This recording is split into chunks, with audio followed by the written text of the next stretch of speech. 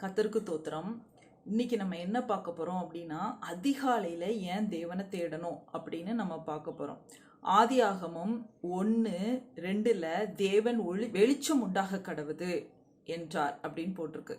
அப்போ ஆதியாகமம் 1:2 தேவன் முதல்ல உலகத்துக்கு வெளிச்சத்தை கொடுக்கிறார். அது என்ன வெளிச்சம் அப்படின்னு நம்ம பார்க்கணும்.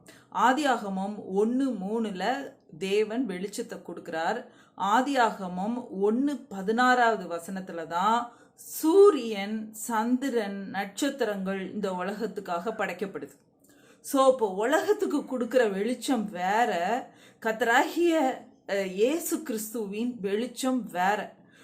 முதலில் தேவன் தனக்குள்ள இருந்த கிறிஸ்துவின் ஒளிய, வார்த்தைய இந்த பூமிக்கு கொடுக்கிறார். 2 கொரிந்தியர் 4:6 2 கொரிந்தியர் 4:6 என்ன போட்டிருக்கு அப்படின்னா, இருளில் இருந்து வெளிச்சத்தை பிரகாசிக்க சொன்ன தேவன் இயேசுவின் முகத்தில் உள்ள தமது மகிமையின் அறிவாகிய ஒளியை தோன்ற பண்ணும் பொருட்டாக எங்கள் இருதயங்களிலே பிரகாசித்தார். அப்போ அது யாருடைய வெளிச்சம்? நசரனாகிய இயேசு கிறிஸ்துடைய வெளிச்சம். இப்போ ரெவலேஷன், வெளிப்படுத்தல் விசேஷத்துல என்ன போட்டிருக்கு? சூரியனுடைய வெளிச்சமும் அவர்களுக்கு வேண்டுவதில்லை, தேவனாகிய கர்த்தரே அவர்கள் மேல் பிரகாசிப்பார்.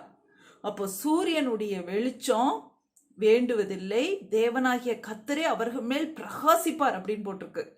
அப்போ அந்த தேவனாகிய கர்த்தர் பிரகாசிக்கிற அந்த வெளிச்சம் தான் முதலில் தேவன் இந்த உலகத்துக்கு கொடுத்த வெளிச்சம். கிறிஸ்து. நம்ம கிறிஸ்துவை தரித்து கொண்டவர்களாய் ஆகிறோம். அதிகாலையில் எந்திரிச்சு பிரேயர் பண்ணும்போது நம்ம கிறிஸ்துவின் அறிவாகிய ஒளியை தரித்து கொள்கிறோம். இப்போ ஆவிக்குரியவர்களுடைய ஒளி என்ன அப்படின்னா, கிறிஸ்துவின் ஒளி தான் ஆவிக்குரியவர்களுடைய ஒளி.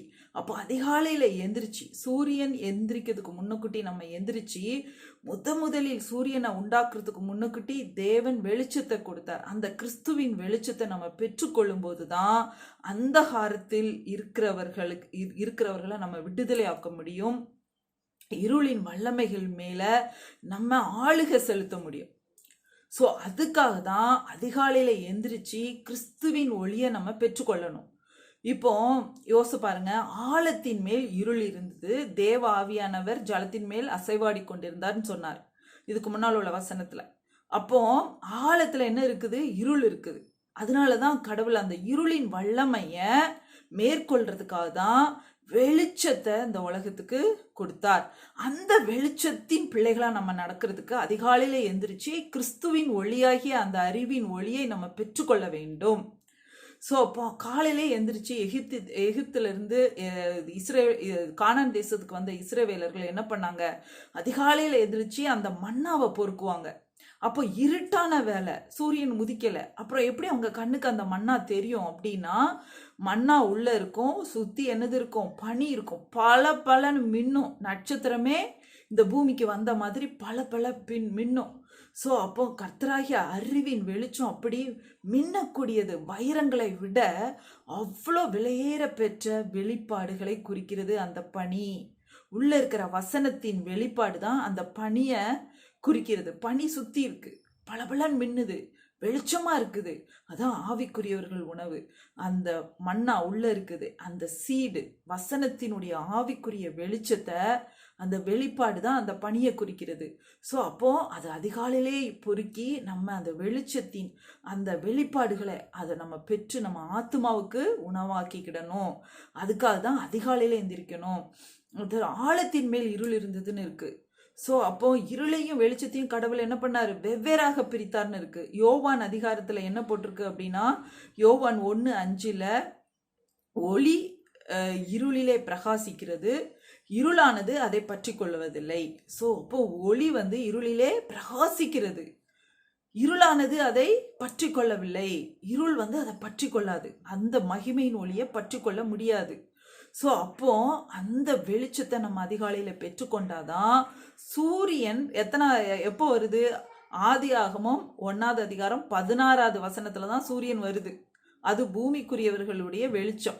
அந்த பூமிக்குரியவர்கள் சூரியன் ஒளியில எந்திரிக்கிறதுக்கு முன்னக்கூட்டி நம்ம ஆவிக்குரியவர்கள் கிறிஸ்துவின் ஒளியை பெற்றுக்கொள்ளும் போதுதான் நோய்களை குணப்படுத்த முடியும், அந்தகாரத்தின் கிரியைகளை கட்ட முடியும். இப்போ பேதுருவை கடவுள் சொன்னாரு, என்ன சொன்னாரு?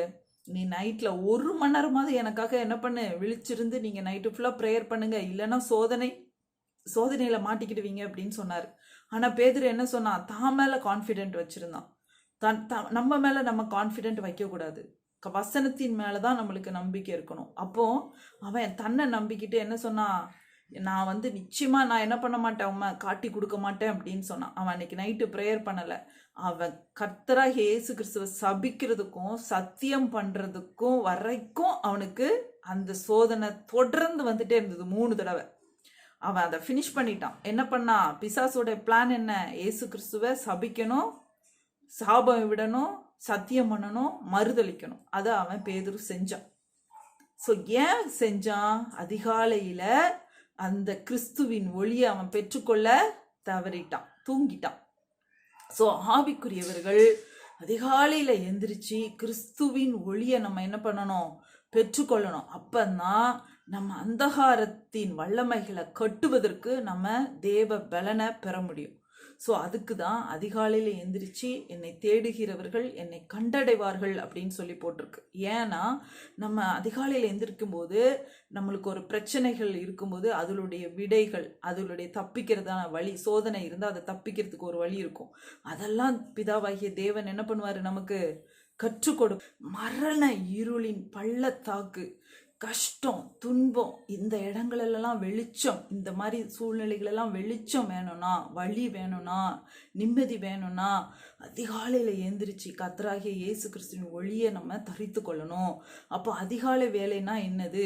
3 to 5, 3 to 5 நம்ம கர்த்தராகிய இயேசு கிறிஸ்துவின் ஒளியை நம்ம பெற்றுக்கொள்ளணும். அப்போதான் இயேசு கிறிஸ்து சிலுவையில் தொங்கும் போது என்ன வந்துச்சு? ஒரு அந்தகாரம் வந்துச்சு. 3 மணி நேரம் இருந்துச்சு அந்த அந்தகாரம். லூக்கா 23வது அதிகாரம் 44 to 49 இருக்கு. 6 to 9 வரை அந்த அந்தகாரம் உலகத்தை ஃபுல்லா மூடிச்சு. ஸோ அப்போ கிறிஸ்து என்ன பண்ணணும்? அந்த கிறிஸ்துவின் ஒளியை நம்ம தரித்து கொள்ளும் போது தான் அந்த அந்தகாரத்தின் வல்லமைகளை நம்ம என்ன பண்ண முடியும்? மேற்கொள்ள முடியும். நம்ம ஒரு சேனை. ஸோ அந்தகாரத்தின் வல்லமைகளால தான் நம்மளுக்கு நோய்கள் வருது. அந்தகாரத்தின் வல்லமை எப்படி கிரியை செய்யும் அப்படின்னா மனிதர்களுக்குள்ள தான் அது கிரியை செய்யும். ஸோ அப்போ சூரியன் பிறகுதான் இந்த மனிதர்கள் எல்லாம் எந்திரிப்பாங்க.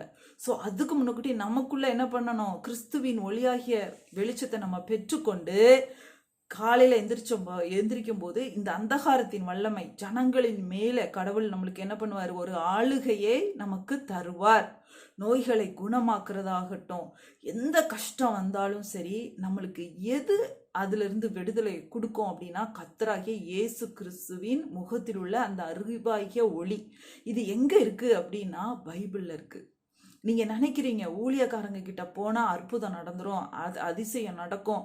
இப்போ எங்க பவுல் இருக்காரு? இப்ப எங்க பேதுரு இருக்கிறாரு? ஒருத்தரை காட்டுங்க பார்ப்போம். இல்ல.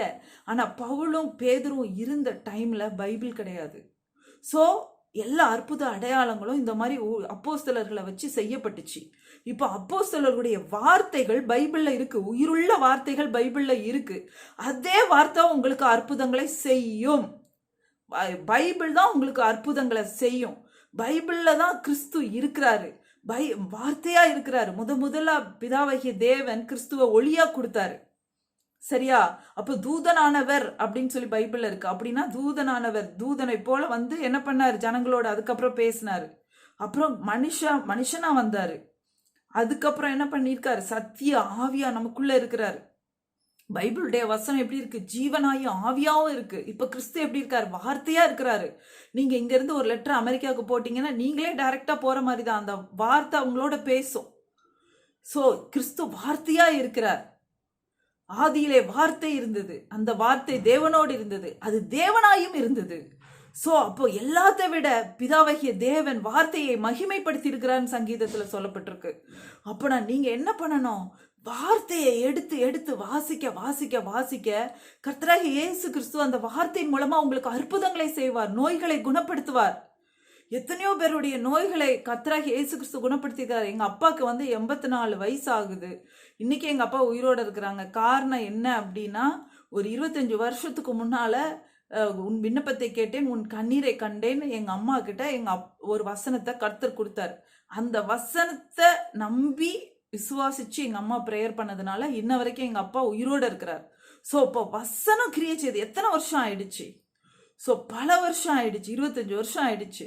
ஸோ அப்போ அந்த வசனம் கிரியேட் செய்து இன்ன வரைக்கும் 25 வருஷம் அவர் உயிரோட இருக்கிறார். ஸோ நோய்களை குணமாக்குறதாகட்டும், பிசாசுகளை துரத்துறதாகட்டும், உங்களுக்கு ஒரு பிரச்சனையில ஒரு வழி காமிக்கிறதா இருக்கட்டும், வசனம் செய்யும். பைபிளுடைய வசனம் செய்யும். நீங்க பைபிள் பக்கம் திரும்புங்க.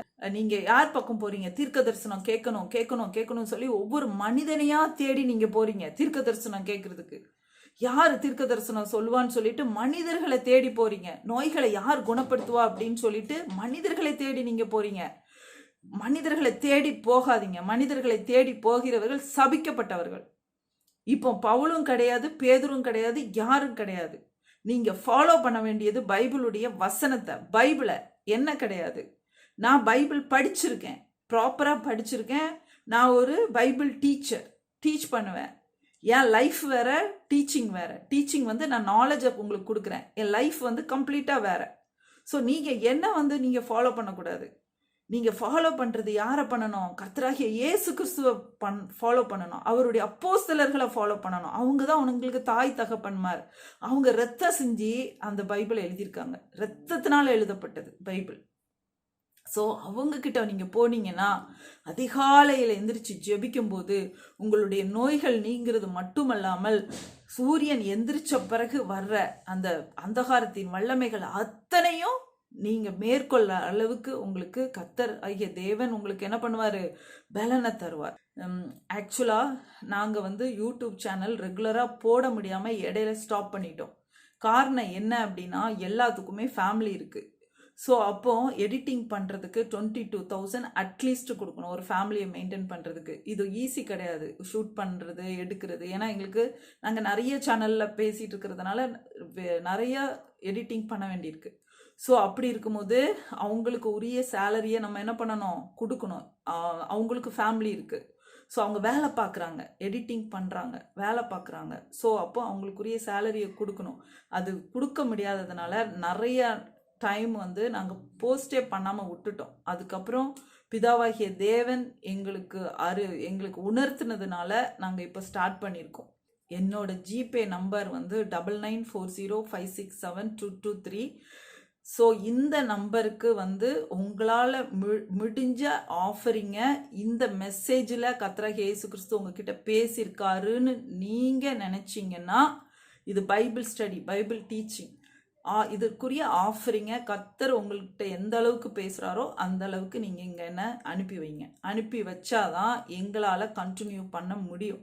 நீங்கள் அனுப்பாட்டாலும் நாங்கள் கண்டினியூ பண்ண கர்த்தர் வந்து எங்களுக்கு கிருபை தருவார், அதை நான் விசுவாசிக்கிறேன். பட் நீங்கள் அனுப்புனீங்கன்னா எங்களுக்கு கொஞ்சம் ஈஸியாக இருக்கும்.